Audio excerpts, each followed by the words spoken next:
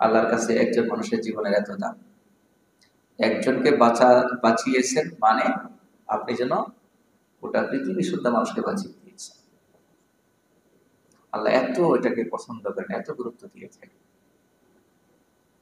এরপরে অর্থ সহযোগিতার দরকার আছে, মানে ত্রাণ সহযোগিতা, যেটা আমরা বলে থাকি। রাসূল কারীম সাল্লাল্লাহু আলাইহি ওয়াসাল্লাম অনেক হাদিসে এই ব্যাপারে উৎসাহিত করেছেন। এগুলো আমি আগেই বলেছিলাম, যেগুলো পরীক্ষার সাবজেক্ট। এই বিপদগুলো কিসের সাবজেক্ট বলেন না? পরীক্ষার সাবজেক্ট। নাম্বার পাইতে হলে ভালো করতে হবে। এখানে যারা বিপদে পড়েছে তারা করবে সবর, আর আমরা কি করবো? আমরা করবো সহযোগিতা। নাম্বারটা কেমনে পাওয়া যাবে দেখেন, রাসূল কারীম সাল্লাল্লাহু আলাইহি ওয়াসাল্লাম বলেন, হাদিসের একটা টুকরা শোনাচ্ছি আপনাদেরকে, আল্লাহু ফি আউনিল আবদি মা কানাল আবদু ফি আউনি আখিহি। একজন বান্দা যখন আরেকজন বিপদগ্রস্ত বান্দার সহযোগিতায় থাকে, এই সহযোগিতাকারী বান্দার প্রতি আল্লাহর সহযোগিতা থাকে, আল্লাহ সাহায্য থাকে। তাহলে তারা বিপদগ্রস্ত হয়ে সবরের মাধ্যমে নাম্বার উঠাচ্ছে, আর আমরা নাম্বার উঠাবো কেমনে? তাদের সহযোগিতা। আজকে সূরাতুর রুম এর 41 নম্বর আয়াত তিলাওয়াত করেছি। আমরা সবাই জানি যে আমাদের দেশের অনেকগুলো জেলাগুলোতে বন্যা পরিস্থিতি খুবই ভয়াবহ। এই বন্যা পরিস্থিতি বা এই ধরনের যে অবস্থার শিকার আমরা হই, সেক্ষেত্রে ইমানদার হিসাবে আমাদের চিন্তা কেমন হওয়া উচিত এবং কাজ কেমন হওয়া উচিত, করণীয় কি হওয়া উচিত, এইসব বিষয় নিয়ে কথা বলবো। শুরুতেই আমরা আল্লাহ তাআলার কাছে দোয়া করে দিচ্ছি, এই বন্যা পীড়িত এলাকার সকল লোকদেরকে, তাদের জান এবং মালকে আল্লাহ পাক যেন হেফাজত করেন, তাদের জীবন এবং সম্পদের ক্ষয়ক্ষতি থেকে যেন আল্লাহ পাক তাদেরকে হেফাজত করেন, এবং উদ্ধার কাজে যারা আত্মনিয়োগ করেছেন, সহযোগিতা নিয়ে, ত্রাণ নিয়ে যারা সেখানে গিয়েছেন, তাদেরকেও যেন আল্লাহ পাক সুরক্ষা দান করেন। যে কোনো রকম বিপদ থেকে, দুর্ঘটনা থেকে আল্লাহ পাক যেন তাদেরকে হেফাজত করেন, এবং ভবিষ্যতে যেন এই ধরনের যে কোনো রকম পরিস্থিতি থেকে, দুর্যোগ থেকে আল্লাহ পাক আমাদের দেশ এবং জাতিকে হেফাজত করেন। আমরা সবাই দিল থেকে বলি আমিন। সূরাতুর রুম এর 41 নম্বর আয়াতে আল্লাহ পাক যা বলেছেন সেটা বোঝার জন্য আমি ছোট্ট একটা ভূমিকা টানব। সেটা হচ্ছে যে আমাদের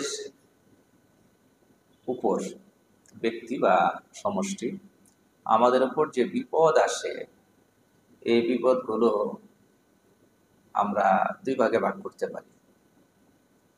এক প্রকার বিপদ হচ্ছে যেখানে মানুষের কোনো হাত নেই,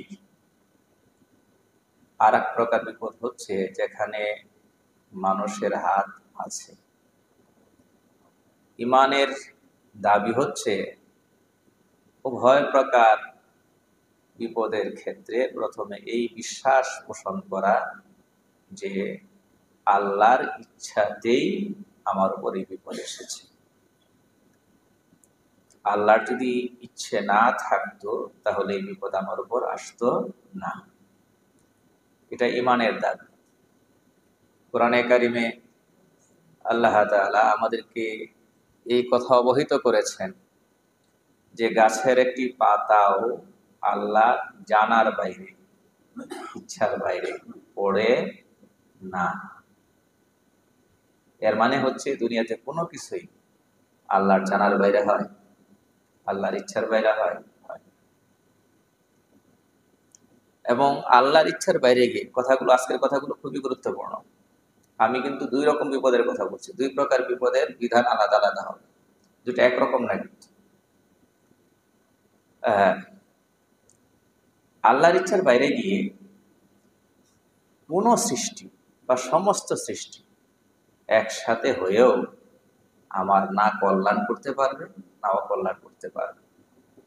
রাসূল কারীম সাল্লাল্লাহু আলাইহি ওয়াসাল্লাম খুবই পরিষ্কার ভাষায় তিনি বলেছেন, ওয়া আলাম আন্নাল উম্মাতা লাম ইয়াতামাউ আলা আন ইয়ানফাউকা বিশাইইন।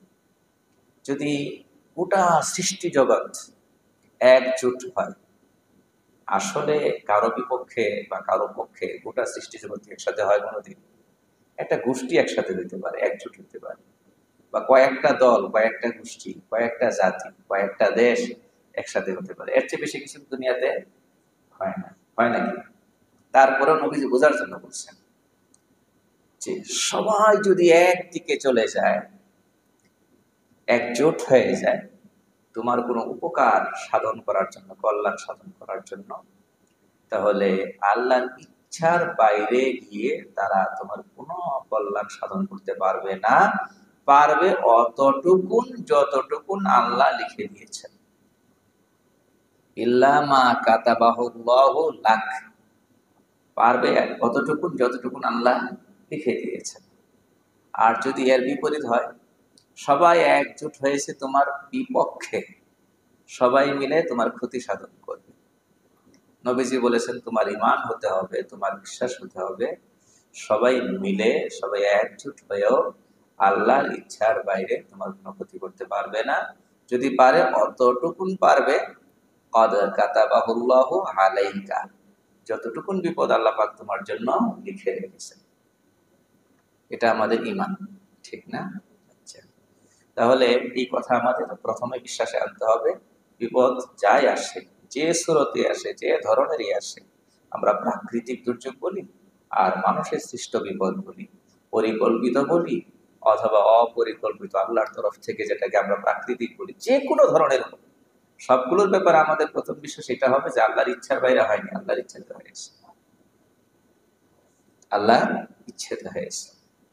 এখন রয়ে গেল আল্লাহর ইচ্ছাতে বিপদ কেন আসবে? এই যে অনেক মানুষ যারা আল্লাহর উপর ঈমান হারিয়ে ফেলে, তাদের একটা কারণ এটাও হয় যে বিপদগুলো কেন আসে? আল্লাহ কি দেখেন না? আল্লাহ রহমান, আল্লাহ রহিম, তারপরেও কেন বিপদ আসে? এক শ্রেণীর মানুষ কিন্তু এইসব কথা না বোঝার কারণে ঈমান থেকে বিচ্যুত হয়ে যায়, সরে যায়। আছে, আমাদের দেশের নাম করা একজন বুদ্ধিজীবী ছিল, বুদ্ধি বিক্রি করে খেতেন, পত্র পত্রিকাতে নিয়মিত ওনার লেখা আসতো, নামটাও বড় চমৎকার ছিল, ইসলামী নাম। এর মানে বাবা মুসলমান ছিলেন, মা মুসলমান ছিলেন, এজন্য ইসলামী সুন্দর একটা নাম দিয়েছিলেন। একটা না, কয়েকটা নাম দিয়েই তো আমাদের দেশে নাম হয়। দুই তিনটা নাম জোড়া লাগায় একটা নাম বানায় না? হ্যাঁ, অমুক উদ্দিন অমুক, এভাবে বানায় না? এর মানে সবই ইসলামী শব্দ নামের, তিনটা শব্দ থাকলে তিনটাই ইসলাম। এই লোকটা বলছে, পরিষ্কার বলছে যে আমি এই ঈমান থেকে, বিশ্বাস থেকে এই জন্যই সরে গিয়েছি, বিশ্বাসটা এই জন্যই হারিয়েছি যে আমার কাছে এটা সম্পূর্ণ অযৌক্তিক মনে হয় যে এই যে বিপদগুলো আসে, আল্লাহ রহমান, তার ব্যাপারে বলা হয় তিনি রহিম, তারপরে বিপদগুলো কেন আসে? এই সামনে আরো কথা তিনি লম্বা করে বলেছেন, জায়গা এটা কিন্তু। তো রহমান রহিম থাকতে বিপদ আসবে কেন? এটা তার বুঝে আসে না। সেটা আর একটা প্রসঙ্গ, আজকে সেই প্রসঙ্গে যাচ্ছি না। তো এখন বিপদ যে দুনিয়াতে আসে, বিপদ আসার প্রথম যে কারণটা, সেটা হচ্ছে দুনিয়াটাকে আল্লাহ পাক বানিয়েছেন পরীক্ষার জায়গা। কিসের জায়গা বলেন? কিসের জায়গা? পরীক্ষার জায়গা। পরীক্ষার অনেক সাবজেক্ট থাকে, থাকে কি থাকে না? কোন সাবজেক্টের উপর আপনার পরীক্ষা হচ্ছে? দুনিয়াতে যে সমস্ত সাবজেক্টের উপর পরীক্ষা হয়, তার মধ্যে একটা সাবজেক্টের নাম কি? মুসিবত, বিপদ। এটা একটা সাবজেক্ট। এই বিপদে আপনার ভূমিকা কি? আপনি নাম্বার কত পাচ্ছেন আপনার ভূমিকার উপর নির্ভর করে। এই বিপদটাকে আপনি কিভাবে নিচ্ছেন? ঠিক আছে, তাহলে আমাদের প্রথম বিশ্বাস এই জায়গায় হতে হবে, বিপদ আল্লাহর ইচ্ছার বাইরে হয় নাকি? আল্লাহ বিপদ দেন কেন, সেটা স্বতন্ত্র প্রশ্ন। তো আমি এটার একটা মৌলিক জবাব দিলাম যে দুনিয়া যেহেতু পরীক্ষার জায়গা, আল্লাহ পরীক্ষার যে সমস্ত সাবজেক্ট রেখেছেন, তার মধ্যে একটা হলো কি? বিপদ। কথা বোঝাতে পারছি নাকি? আচ্ছা। এরপরে আরো কারণ আছে বিপদ কেন আসে। বিপদ আসে হলো দুইটা কারণে আসে। কোরআন হাদিসে বিপদ কেন আসে এই ব্যাপারে যতগুলো তথ্য দেওয়া হয়েছে, মৌলিকভাবে দুইটা। এক হচ্ছে পাপের কারণে। এক হচ্ছে কিসের কারণে বলেন? পাপের কারণে, গুনাহের কারণে। আর এক হচ্ছে পাপের কারণে না, তাকে উপরে ওঠানোর জন্য, তার মর্যাদা বৃদ্ধির জন্য। কিসের জন্য? মর্যাদা বৃদ্ধির জন্য। ঠিক আছে না? এই যে আপনার ছেলেটাকে, আপনি তো শুয়ে থাকেন খাটে, বিছানায় গড়াগড়ি করেন, সোফায় বসে আরাম করেন, কিন্তু আপনার ছেলেকে চেয়ার আর টেবিলে বসায় রাখছেন, ঘন্টার পর ঘন্টা সে পড়াশোনা করতেছে, আপনি ঘুমিয়ে পড়েছেন, সে পড়ছে বসে বসে। তো তার এটা বিপদ না? আরে কথা বলেন না, এটা কিসের জন্য? সে পড়াশোনা করলে তার প্রমোশন হবে। তো এই জন্য গুনাহের কারণে বিপদ আসে, সেটাও ঠিক আছে, কিন্তু গুনাহ ছাড়া প্রমোশনের জন্য বিপদ আসে, সেটাও আছে। এটা বলা লাগে এই জন্যই, বিশেষ করে দুনিয়াতে নবীগণের বিপদ ছিল কি ছিল না? হ্যাঁ, এবং সবচেয়ে বেশি ছিল। তো তাদের বিপদের পেছনে কারণ কিন্তু গুনাহ নয়, কারণ তাদের কি গুনাহ ছিল নাকি? তাদের মর্যাদা বৃদ্ধির জন্য। সংক্ষেপে জবাব দিয়ে দিলাম। আচ্ছা, আগেই বলেছিলাম, শুরুতেই বলেছিলাম, বিপদগুলো দুই প্রকার। এক প্রকার বিপদ হচ্ছে যেখানে মানুষের হাত আছে, আর এক প্রকার বিপদ হচ্ছে যেখানে মানুষের হাত নেই। যেখানে মানুষের হাত নেই সেখানে করণীয় একরকম হবে, আর যেখানে কি আছে, মানুষের হাত আছে, সেখানে করণীয় দুই রকম হবে। বুঝাতে পারি নাই? যেমন মনে করেন আপনি ঘুম থেকে উঠেছেন রাতের বেলা, অন্ধকার, অথবা ঘুম থেকে উঠেন এই রাস্তা দিয়ে হাঁটছিলেন, তো হঠাৎ করে বিদ্যুৎ চলে গিয়েছে, আপনি অন্ধকারে কোনো দিশা পাচ্ছেন না, গিয়ে কোনো একটা দেয়ালের সাথে ধাক্কা খেয়েছেন, আপনার কপাল ফেটে গিয়েছে। কাকে দায়ী করবেন? চাকতিস বলে আল্লাহ লিখে রাখছে, আর কিছু বলবেন নাকি? এখানে যদি আপনি বুঝেন যে বিপদটার পেছনে আমার গুনাহ হয়তো কারণ হবে, তো ভাই এই বিপদটা কেন আসলাম, ধাক্কাটা কেন খেলাম, তাহলে আপনি ইস্তেগফার করবেন, আল্লাহর কাছে ক্ষমা চাইবেন, শেষ। এক প্রকার করণীয়। আর সামনে সতর্ক সাবধান হয়ে চলবে, এটা তো আছে কমন বিষয়। আর যদি এই কাজটা আর একজনের পিছন থেকে ধাক্কা দিয়ে করে থাকে, যে কোনো কারণে হোক, আপনাকে একটা কি করেছে, ধাক্কা দিয়েছে, এই ধাক্কায় আপনি দেয়ালের সঙ্গে গিয়ে বাড়ি খেয়েছেন, কপাল ফেটে গিয়েছে। এখন কি করবেন? এখন যদি ইমানদার হন তাহলে দুইটা কাজ হবে, দুই ধরনের কাজ হবে। এক হচ্ছে যে এই লোক আমার ধাক্কা দিতে গেল কেন, নিশ্চয়ই আমার কি আল্লাহ এটা লিখে রেখেছেন, আমার মনে হয় গুনাহ করছি, এই গুনার শাস্তি। তাহলে ওখানেও আপনি আল্লাহর তরফ থেকে হয়েছে এটা চিন্তায় আনবেন, এই জন্য আল্লাহর সঙ্গে একটা আপনার মুআমালা থাকবে, আল্লাহর কাছে আপনি ক্ষমা চাইবেন। আর দ্বিতীয়ত, তারে কি ছেড়ে দেবেন নাকি? আর বলেন না, তার থেকে আপনি কিছু প্রতিশোধ নিতে পারেন না? নিতে পারেন, নেওয়ার অধিকার আছে। এবং যদি মনে করেন সে আজকে এটা করেছে, তাকে যদি একটু সাবধান করে না দিই, ভবিষ্যতেও করবে, তাহলে অবশ্যই আপনি প্রতিশোধ নেবেন, অথবা তাকে সাবধান সতর্ক যে কোনো একটা কিছু করবেন, ঠিক না? আর যদি ক্ষমা করতে চান সেটাও করবেন, বাকি তার সাথে আপনার একটা ব্যাপার আছে না নাই? আছে। বুঝাতে পারছি? এখন এই যে আমাদের বন্যা পরিস্থিতি, বলা হচ্ছে যেটার পেছনে একটা গোষ্ঠীর হাত আছে, যদি সেটা সত্যি হয়ে থাকে তাহলে সেখানে আমাদের হয়তো কিছু করণীয় থাকবে, সেটা আর একটা প্রসঙ্গ। আগে আসি প্রথম প্রসঙ্গে। প্রথম প্রসঙ্গ কোনটা? আল্লাহর ইচ্ছার বাইরে কেউ পারবে আমার ক্ষতি করতে, আমাদের ক্ষতি করতে? কোন জাতি গোষ্ঠী সব মিলেও কি পারবে নাকি? পারবে না। বুঝতে পেরেছেন?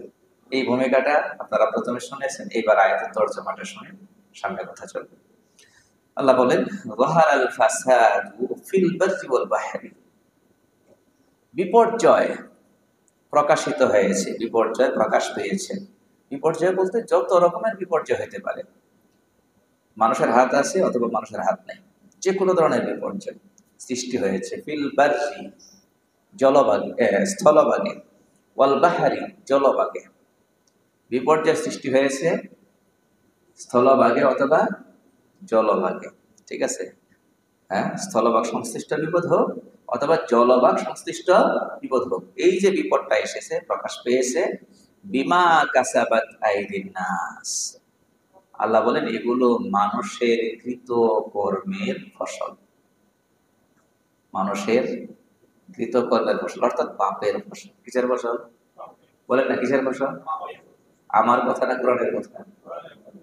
আপনারা যাদের কাছে কোরআনে কারিমের তরজমা আছে, অনুবাদ আছে, গিয়ে সূরা রোম এর 41 নম্বর আয়াতের তরজমা দেখবেন।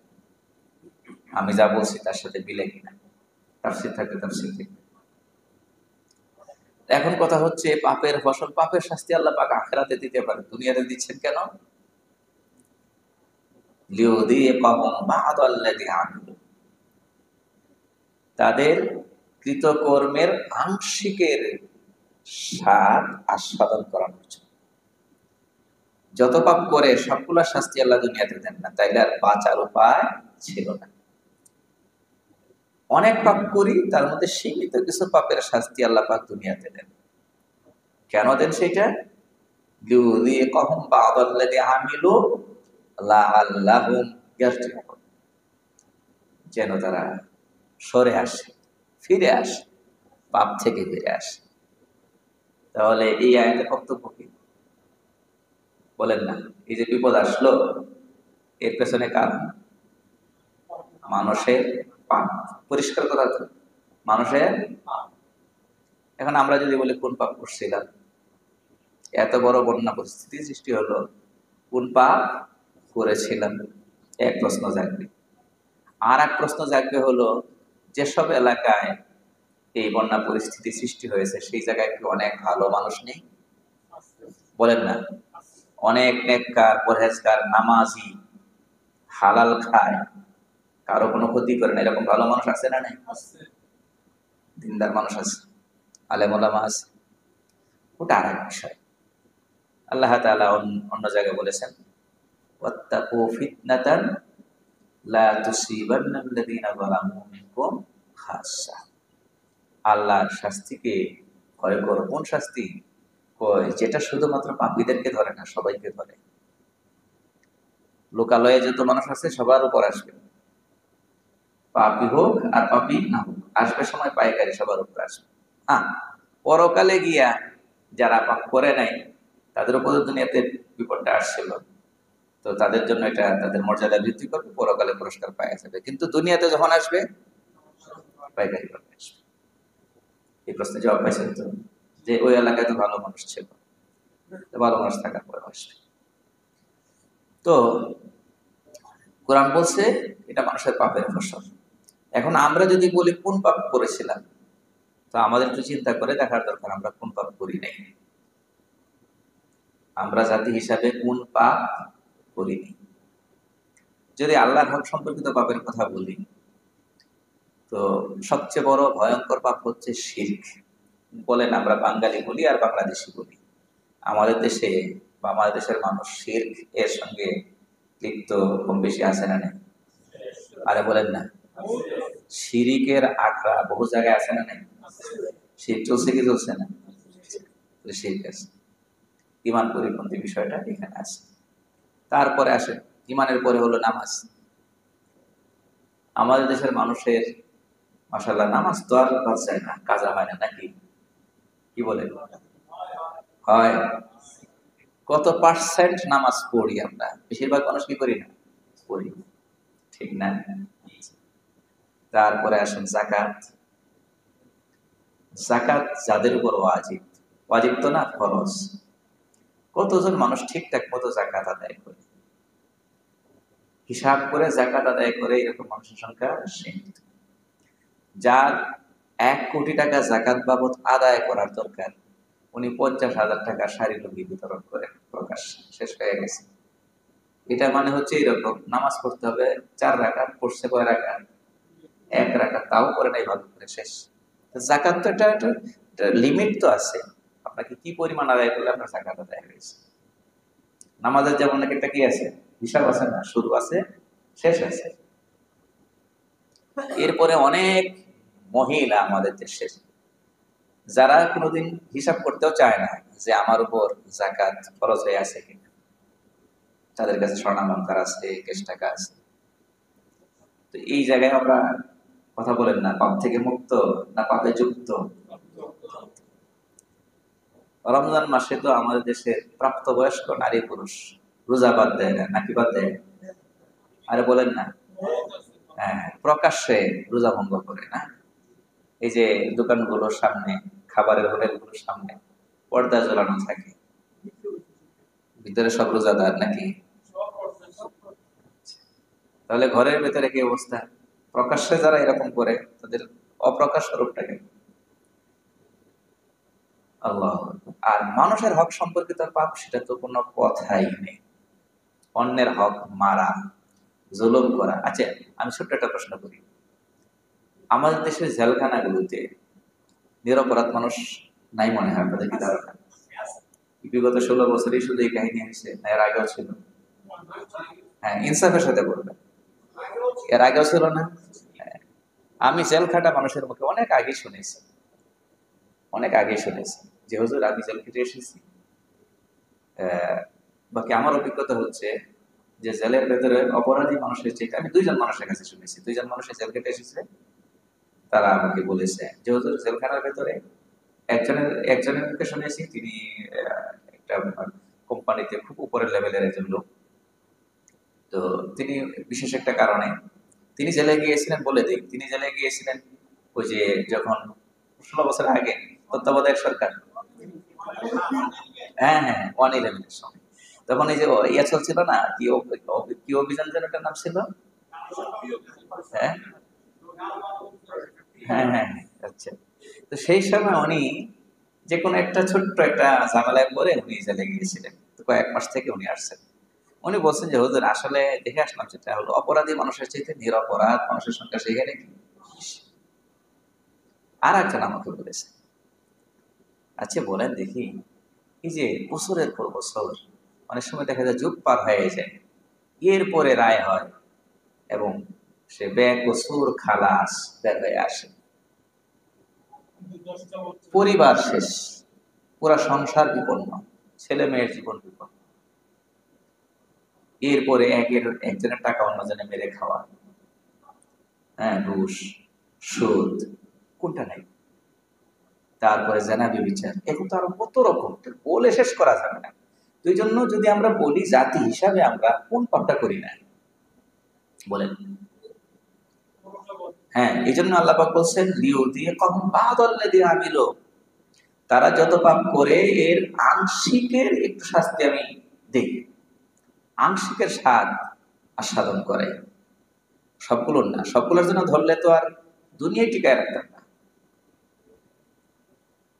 লাআল্লাহুম ইয়ারজিউন, তারা যেন ফিরে আসে। তাহলে আয়াত থেকে কথা পরিষ্কার যে আমাদের ইমানের জায়গা থেকে এইভাবে চিন্তা করতে হবে যে যে কোনো সৃষ্ট পরিস্থিতি, যে কোনো বিপদ, এগুলো আল্লাহর ইচ্ছার বাইরে হয় না। কার ইচ্ছাতে হয়? আল্লাহর ইচ্ছাতে হয়। মানুষের হাত থাকুক অথবা মানুষের হাত না থাকুক। তাহলে আমাদের প্রথম কাজ হচ্ছে আল্লাহর সঙ্গে হিসাব ঠিক করে নেওয়া। কার সঙ্গে? আল্লাহর সঙ্গে। হিসাবটা কি খুব সহজ। গুনাহ আছে আমাদের, এই জন্য আল্লাহ বিপদ দিয়েছেন, তো আমরা আল্লাহর কাছে কি চাইবো? বললে আল্লাহ আমাদের গুনাহ আছে, আপনি আমাদের গুনাহগুলো মাফ করে দেন। এগুলোর জন্য আমাদেরকে দুনিয়াতেও শাস্তি দেবেন না, পরকালেও শাস্তি দেবেন না, আল্লাহ আমাদেরকে মাফ করে দেন। নাকি? নাকি দুনিয়াতে দেবেন না, পরকালের জন্য রেখে দেন, এই অর্থ? না পরকালে দেবেন না, দুনিয়াতে যা দেবার দিয়ে দেন, এরকম নাকি? দুইটাই বলি। এক সাহাবী, যুবক সাহাবী, টকবকে যুবক, রাসূল কারীম সাল্লাল্লাহু আলাইহি ওয়াসাল্লাম লক্ষ্য করলেন যে অনেকদিন পর্যন্ত মসজিদে আসছে না, নামাজে আসছে না। তো খবর নিয়ে জানতে পারলেন অসুস্থ। নবীজি সাল্লাল্লাহু আলাইহি ওয়াসাল্লামের একটি পবিত্র সুন্নাত ছিল, নবীজির খুব সুন্দর একটা অভ্যাস ছিল, সব অভ্যাস নবীজির সুন্দর, তার মধ্যে একটা ছিল যে রোগী দেখতে যেতেন। এমনকি অমুসলিম প্রতিবেশী, অমুসলিম প্রতিবেশী অসুস্থ, তাকেও নবীজি দেখতে যেতেন। আছে এক ইহুদি বালকের ব্যাপারে আছে হাদিসে, সে অসুস্থ, নবীজি দেখতে গিয়েছেন, শেষ সময়, অন্তিম সময়, কথা বলতে পারে, নবীজি বুঝতে পেরেছেন যে থাকবে না। নবীজি বললেন তুমি কালিমাটা পড়ে ফেলো। তো ছেলেটা একবার নবীজির দিকে তাকায়, আর একবার তার বাবার দিকে তাকায়, বাবা অসন্তুষ্ট হবেন কিনা। আখের বাবা অনুমতি দিয়েছেন, ছেলেটা কালিমা পড়েছে নবীজির কাছে। কালিমা পড়ে মুসলমান হয়ে মারা গিয়েছে। তো নবীজি অমুসলিমকেও দেখতে যেতেন, মুসলিম হলে তো কোনো কথাই নেই। ওই যুবক সাহাবী মসজিদে আসেন, অনেকদিন হয়ে গিয়েছে, নবীজি তার বাড়িতে গিয়েছেন, সংবাদ পাওয়ার পর অসুস্থ হিসাবে রোগী দেখতে গিয়েছেন। যাওয়ার পরে দেখলেন যে তার শরীর একেবারে হাড্ডি সার, কঙ্কাল সার হয়ে গিয়েছে, এবং শরীরের অবস্থাটা এমন হয়ে গেছে যে পাখির বাচ্চা ওই গজানোর আগে, হ্যাঁ, পালক গজানোর আগে যে অবস্থা হয়, শরীরটা এমন দেখা যায়, একবারে ছোট্ট হয়ে গিয়েছে, কেমন যেন হয়ে গিয়েছে, অস্বাভাবিক অবস্থা। মানুষ অসুস্থতার কারণে শুকিয়ে যায়, তারপরে একটা কি থাকে, স্বাভাবিক অবস্থা থাকে, তারটা হলো অস্বাভাবিক। নবীজি বললেন, এমন তো হওয়ার কথা না, তুমি কি বিশেষ কোনো দোয়া করেছিলে আল্লাহর কাছে? ওই যুবক সাহাবী বলছে, ইয়া রাসূলুল্লাহ, আমি আল্লাহর কাছে এইভাবে করে দোয়া করেছিলাম যে আল্লাহ, যে সমস্ত ভুল ত্রুটি করেছি, পরকালের শাস্তি তো অনেক কঠিন শাস্তি, সেটা তো ভোগ করতে পারবো না, সহ্য করতে পারবো না, ওই জন্য আল্লাহ শাস্তি যা দেবার দুনিয়াতে দিয়ে দেন। নবীজি বলেন, তুমি তো ভুল করেছো, তোমার বলা উচিত ছিল যে আল্লাহ, ভুল ত্রুটি যা হয়েছে আপনি এর কারণে শাস্তি না আখিরাতে দেবেন না দুনিয়াতে দেবেন, মাফ করে দেন। কারণ আমরা শাস্তি ভোগ করার উপযুক্ত নাকি? এই জন্য আমাদের পুরা জাতির, আমরা বলি যে সংখ্যায় আমরা এই 90% হলাম মুসলমান, মানে ইমানওয়ালা, তাহলে আমাদের এইভাবে করে চিন্তা করা দরকার যে আমরা প্রথমেই এইটার জন্য, যে কোনো পরিস্থিতির জন্য, কঠিন যে কোনো পরিস্থিতির জন্য, আজকে আমাকে যেন মনে বলতেছিল, ওই যে একটা পরিস্থিতির শিকার ছিলাম, সেই পরিস্থিতি থেকে বের হয়ে আসার পরে আবার এই পরিস্থিতি, মানে আগের বিপদটা অনেক বড় ছিল, কি বলেন? ওই যে আগে যে বিপদটা গেল সারা দেশে, কি বিপদ গেছে, মানুষের জীবনের মানে ঝুঁকি নিয়ে মানুষ দিন কাটাইছে, রাত কাটাইছে, কখন কি হয় বলতে পারে না। হ্যাঁ, আর এখন আরেক ধরনের আসছে। তো আল্লাহ না করুন, আমরা যদি আল্লাহর কাছে মঞ্জুর করাতে পারি তাহলে হয়তো ভালো থাকবে, নতুবা তো এটা ধারণার বাইরে। এই যে এই বিপদ আসবে আমরা কি ধারণা করেছিলাম নাকি? বলেন না? হ্যাঁ, রাতের অন্ধকারে এত কিছু হয়ে গেল, অল্প সময়ের মধ্যে হয়ে গেল, মানুষগুলো বের হওয়ার কাঙ্ক্ষি পায়নি, সুযোগটুকু পায়নি, বুঝে উঠতে পারেনি যে কি হচ্ছে। কারণ বন্যা তো হয়, বন্যার সময় হলে এই সবাই চিন্তা করে যে একটু ত্রাণ পৌঁছানোর ব্যবস্থা করি, ত্রাণ সহযোগিতাটা করি, কারণ সেই সময় এটুকু করলে হয়। আর এইবার ত্রাণ নিয়ে গিয়ে দেখে ত্রাণ কি, মানুষের জীবন আগে তাদেরকে উদ্ধার করতে হচ্ছে, ত্রাণ তো পরে, আগে থেকে করতে হবে, বাঁচাইতে হবে। তারপরে কত মানুষ হয়তো বিদায় হয়ে গিয়ে, সেটা হয়তো পরে ধরতে হবে, আল্লাহ সবের হেফাজত করে। তো এই জন্য ইমানের দাবি হচ্ছে আমরা প্রথমে আল্লাহর সঙ্গে হিসাবটাকে পরিষ্কার করে নেব। ক্ষমা চাইতে হবে কার কাছে? আল্লাহর কাছে। দাওয়া করতে হবে কার কাছে? আল্লাহর কাছে। এই এক। আর দ্বিতীয় কথা হচ্ছে, যারা এই বন্যা পীড়িত অবস্থা, এই অবস্থায় তারা আছেন, তাদের জন্য আমাদের কি করণীয়? তাদের জন্য এক করণীয় তো হচ্ছে বাহ্যিক, যেটা করা হচ্ছে, আরো ব্যাপকভাবে করা উচিত। আমি আরো একটা কথা বলবো পরে, আর একটা করণীয় আছে, সেটা আপনি জায়গায় বসে, ঘরে বসে করতে পারবেন। এখন যেটা হচ্ছে, উদ্ধার কাজ চলছে, আর হচ্ছে ত্রাণ সহযোগিতা, এটাও খুবই জরুরি বিষয়, খুবই জরুরি বিষয়। মানুষের জীবন যেখানে বিপন্ন হতে থাকে, সেখানে এই সহযোগিতাটা একেবারে ফরজ পর্যায়ে চলে যায়, যাদের সুযোগ আছে, সামর্থ্য আছে, তাদের জন্য খুবই জরুরি একটা বিষয়। এবং একজন মানুষের জীবন বাঁচানো মানে কোরআনের বক্তব্য অনুযায়ী গোটা পৃথিবীবাসীর জীবন বাঁচিয়ে দেওয়া। আল্লাহর কাছে একজন মানুষের জীবনের এত দাম, একজনকে বাঁচিয়েছেন মানে আপনি যেন গোটা পৃথিবী শুদ্ধা মানুষকে বাঁচিয়ে দিয়েছেন। আল্লাহ এত এটাকে পছন্দ করেন, এত গুরুত্ব দিয়ে থাকেন। এরপরে অর্থ সহযোগিতার দরকার আছে, মানে ত্রাণ সহযোগিতা, যেটা আমরা বলে থাকি।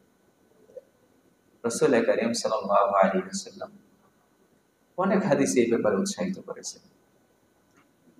এগুলো আমি আগেই বলেছিলাম, যেগুলো পরীক্ষার সাবজেক্ট। বিপদগুলো কিসের সাবজেক্ট বলেন না? পরীক্ষার সাবজেক্ট।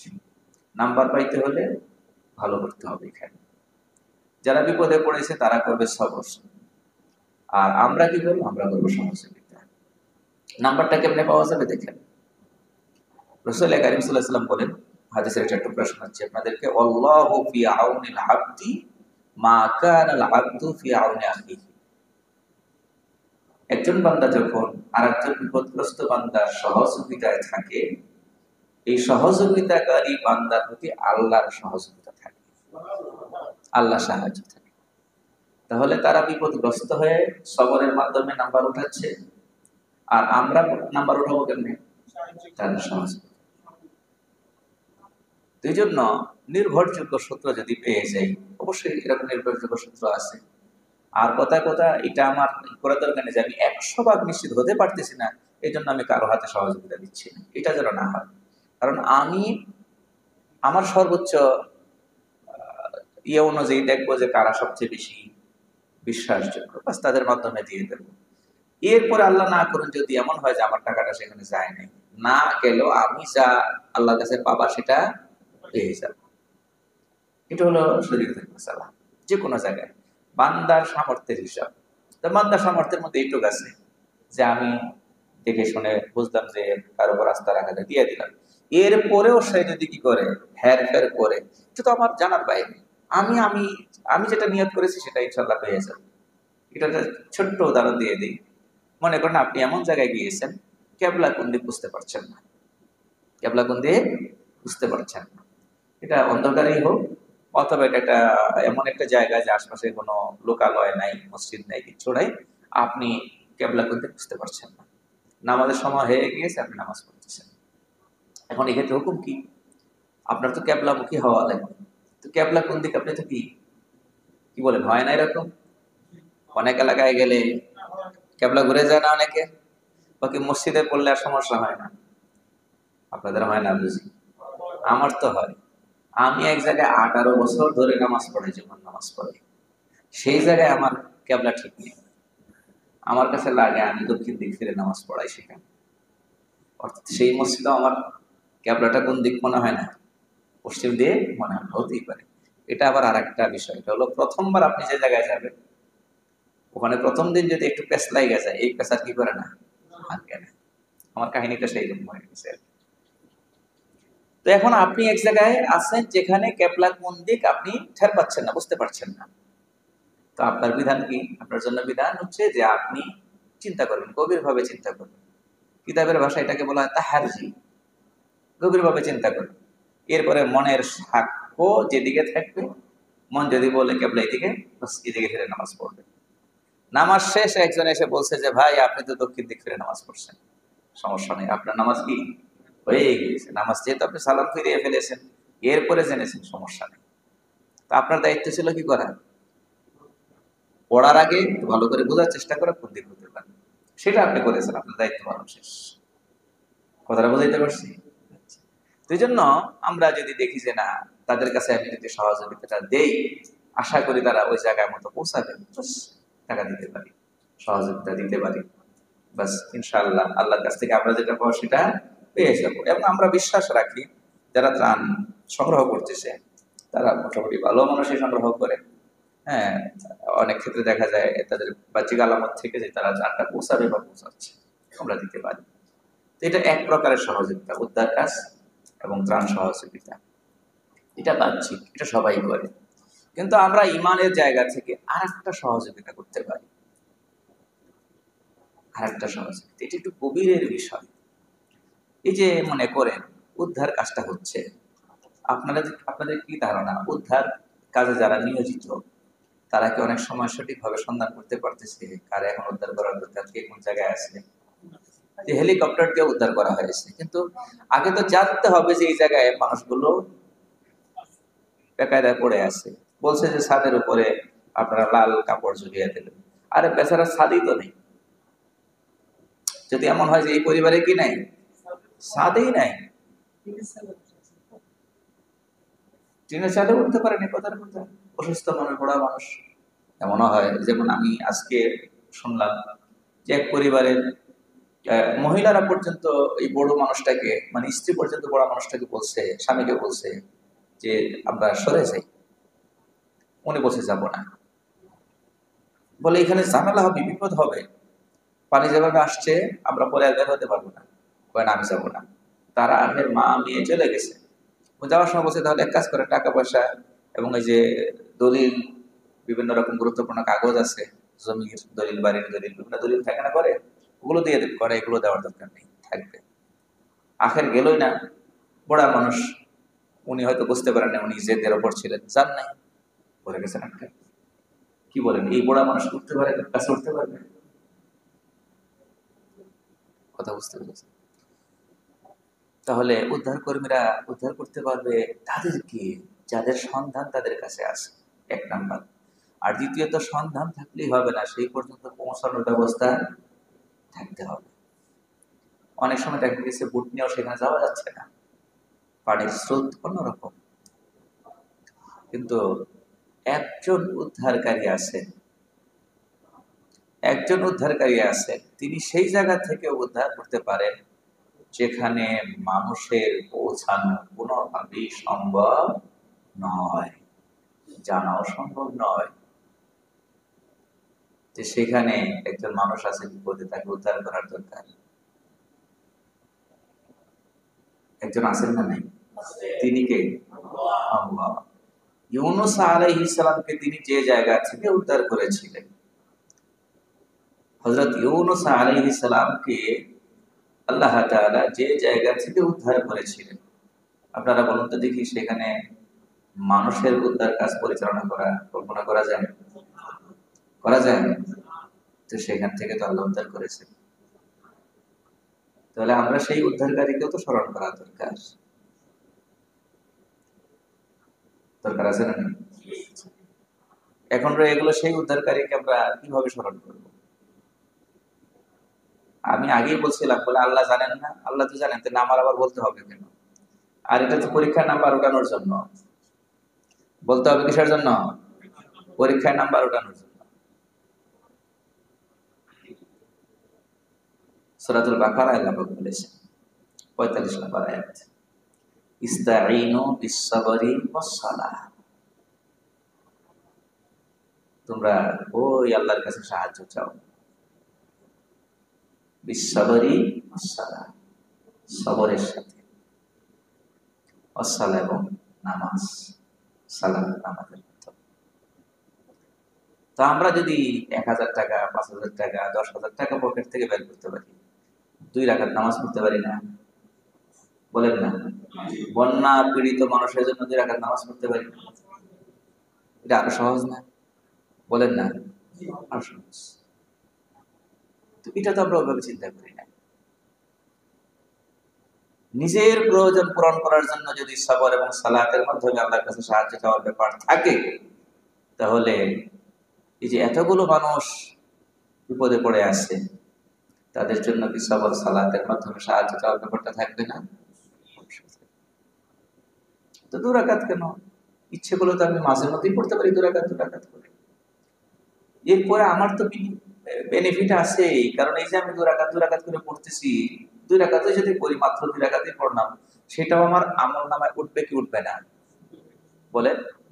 তাহলে আমার সব আমি পেয়েই যাচ্ছি। আর আমার এই বলাতে যদি আল্লাহ খুশি হয়ে যান, আল্লাহ যদি আমার উপর রাজি হন, তাদের উপর আল্লাহ পাক দয়া, মানে আল্লাহর দয়া যদি তাদের উপরও আল্লাহ পাক এই করে বিস্তৃত করে দেন, হয়ে গেল, হয়ে গেল। এইভাবে স্মরণ করার দরকার, এইভাবে চিন্তা করার দরকার যে দুনিয়ার মানুষ যেখানে উদ্ধার কাজ পরিচালনা করতে পারবে না, সেখান থেকে উদ্ধার করার মতো শক্তিমান একজন আছেন, সামর্থ্যবান একজন আছেন, ক্ষমতাবান একজন আছেন। তিনি কে? আল্লাহ। তাকে আমরা স্মরণ করব। এই কাজটা করা উচিত, এবং এটা আমরা আমাদের মা বোনদেরকে বলা উচিত। এই সংবাদগুলো যারা দেখে সবারই মন বিগলিত হয়, কিন্তু এই দুঃখ করা ছাড়া অনেকের হাতে চোখ দিয়ে একটু পানিও ঝরে, এতটুকুর মধ্যে শেষ হয়ে যায় না। এটুকুর মধ্যে শেষ না করে আমরা একটু বলি না আল্লাহর কাছে, মা বোনদেরকে বলতে পারি 2 রাকাত নামাজ পড়ো না, পরে বলো না আল্লাহর কাছে, এবং বলার সময় তো অনেক কথাই বলেছেন যে আল্লাহ এই বিপদ থেকে বিপদগ্রস্তদেরকে উদ্ধার করে, আর ভবিষ্যতে এই ধরনের বিপদ থেকে দেশ জাতিকে হেফাজত করে। বলা যায় না আল্লাহর কাছে? তা আমরা যদি বলে বলে মঞ্জুর করে, আল্লাহ তো চান যে মঞ্জুর করাক, বান্দা আবেদন করুক, আমি মঞ্জুর করব। বিষয় তো এইটা, আল্লাহ বলেন যে মঞ্জুর তো করবো, তবে তোমার কি লাগবে? আবেদন। আমরা তো আবেদনটা করতে রাজি।